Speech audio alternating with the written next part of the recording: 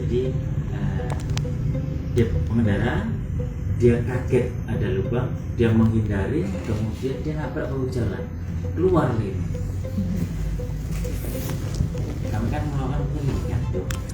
Ternyata pengemudi ini lalai pertama pada saat mengemudi, ya kan? Ada dugaan dia sambil makan snack. Apakah dia ngantuk atau dia bagaimana kita nggak tahu. Tapi dia sedang makan snack. Kemudian berikutnya, kalau handphone tidak, karena handphone pada saat itu tidak ada aktivitas, kita sudah buka handphone. Kemudian mobil ini, pengemudi ini dia memasangkan sabuk pengaman, tetapi tidak dia gunakan sebagaimana mestinya. Di belakang dia sandar. Artinya tidak memakai sabuk pengaman. Dia tidak memakai sabuk pengaman. Sabuk pengaman itu kan dia pasangkan, tetapi dia tidak gunakan.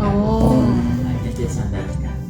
Sehingga dia mau keluar. Kemudian kita saya sempat komunikasi dengan ATPN Honda, namun kita tidak melakukan pemberkasan ke sana karena dari pihak ATPN dia menanyakan apakah mobil itu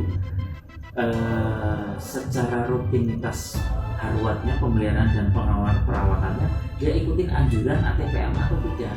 Kalau dia tidak ikutin anjuran ATPM, ya ATPM lepas, karena itu juga sudah lebih kilometer, kemudian lebih waktu yang masih pertanggungjawaban ATPM, karena itu 2017 dia sudah 5 tahun lewat. Ya, mobil ini memang bukan mobil sehari-harinya pengemudi. Mobil ini kepunyaan kakak korban yang pada saat itu dipinjam oleh korban untuk pulang. Jadi kemungkinan bukan belum terlalu kenal lah antara korban dengan mobil, walaupun korban mungkin dianggap cukup umur dan layak. Jangan lupa subscribe, share, komen, dan like ya.